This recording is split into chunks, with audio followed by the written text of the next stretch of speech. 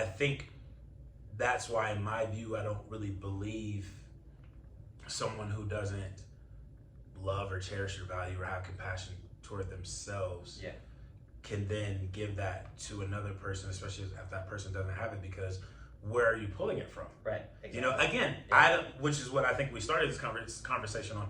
I don't think that those individuals can't imitate love or imitate whatever, and their humanness, maybe be able to pick it out and be like, oh, I saw that person running. I know how to run. I've never trained, but I can run. And then they start running together and it's cool. But then they get up around 12 or 13 miles and they're like, this is it. I have no more patience. I have no capacity. I need water. I can't deal with me. I can't deal with you. And they start hurting each other because it's like they saw someone running and they thought it was cool. So they're like, oh, I want to try to do it. And that's okay. I think that's fine. But they didn't spend any time on their own actually practicing the run. They don't have any techniques. They don't know how to breathe. They don't know how to control. They don't know the mechanisms that required to make sure you're not wasting energy. You're not just out here flailing. And now they're doing that together and they're doing it in a relationship. And no wonder they can't show it. And that's how I feel about love. I'm like, yeah, I think it's great. I understand why the term fake it till you make it exists. I get it. I get why it's in the world. I'm not, it's not all bad. I understand that. Sometimes you got to fight through X, Y, and Z. But on that journey, again, maybe if we found value in being like, hey, whether it's because I want to love other people better or whether it's because I think I deserve it, it doesn't matter. But maybe if we started with figuring out, can I love myself? How do I love myself? Are there any models in the world or the history of the world of how to better love myself? Maybe step into that a little bit, get some of those practices. I love the one we just talked about, just the love and compassion practice for ourselves. You know, waking up and, hey, I love myself. I'm going to be compassionate with myself for a month. That's how I'm going to lead today. I think, hey, I think I'm going to jump in today with I'm just going to love. I'm going to walk into today reminding myself to love myself and have compassion for myself.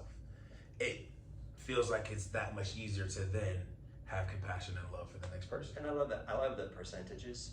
I think sometimes like having a percentage mentality or something to look at actually is helpful. I don't know that you can't measure. You can't measure all the things. Yes, percentages and say, well, it's 55-45. Right, for sure. That's all like abstract. Correct. But I think it's helpful. Because like my reaction to you as soon as you were saying that was like, well, I want 80-20 at best. Right. I want to always for at least sure, say 80, for sure. Especially when it comes to my level of compassion or my empathy that I feel towards other humans. I want my empathy to be at 80. I want my love capacity to be at 80. I'd like love to be at least at 95, and to be operating, which I do think is something that we can't hit. And there's maybe we're at 95 one day, we're at 80. I don't like 55-45. No. That's too close. That should never be a thing. Right, but as you were saying that, I know that's not what you were saying, but I could even feel the tension inside of me going, I ain't doing 55-45, that's too close. You can't win that way. You can't win that way, because 45 is coming. Anything can tip it, that's what I'm saying. Yeah, you can tip it, and somebody does something to me that just agitates me at 10%. Now I'm at 70. Please. So now, because that's not how emotions work. Now we have fire. They only give you 10%, but you feel it as a human, and it bushes up another. Yeah, that's what I'm saying. I think, that's really good. We can't make equations to fix our lives. Bro. So that gets back to the first statement, you can't give away what you don't have. Correct. So that's, I hear what you're saying. So if I don't have love to give away, or I'm not good at giving love away, it's probably because I don't have any to give. Likely, right? Yes. There's a chance. And that, I think what I'm hearing you say is that does start with self-love. It starts with, I'm worthy of love. I'm worthy to give love. I'm worthy to be loved. I'm worthy because I'm loved. Yes. Period. End of discussion. Not because of anything that I do have or what other people think of me, because that's all over the place. Now you're talking about percentages getting all out of whack. If it's based on what I do or what I have or what other people think of me, then when I don't have or when I don't do and I don't what you think of me doesn't align, then I'm just not. You're done. I don't. I'm done. I'm down to zero. Exactly. Maybe in the negatives, wow. which is not good.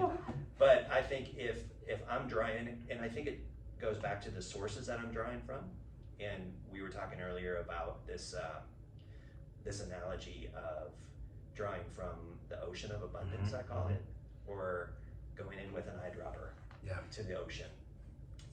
And the analogy that I presented was, if you go to the ocean and you understand that the ocean has plenty, right? I don't look at the ocean and go, you know what this needs? It needs more water. I don't think that when I go to the ocean. I look at it and go, this is vast. Not enough salt. There's always enough. Yeah, not enough salt, not enough fish, whatever. This thing is massive and it's bigger than me, greater than me. But that means that I can take from it whatever I feel that I need, and it's not for me, but I take it and there's always enough. So if I come in with a Mack truck every day for a year, and I go in and I draw out water and I fill up the container as high as it can go, and it might even be spilling over the top, and I take it for the sole purpose of giving it away to others. That's filling me up too, because I'm like, my God, I feel so good because I'm giving this nutrient away, I'm giving water away, I'm giving life away. People are having this experience that I got to experience, and I'm giving it away. That is an abundant mindset, where you're going and you're thinking, I'm drawing from abundance because I'm worthy to draw from abundance. I'm worthy of love. I'm worthy of acceptance. Simply because I exist, not because of anything that I do or perform or have or what other people think of me. I go to the source of abundance, and then that literally spills back into the world. And so that stuff's hitting. Now, if I go to the ocean of abundance with the mindset that I'm not worthy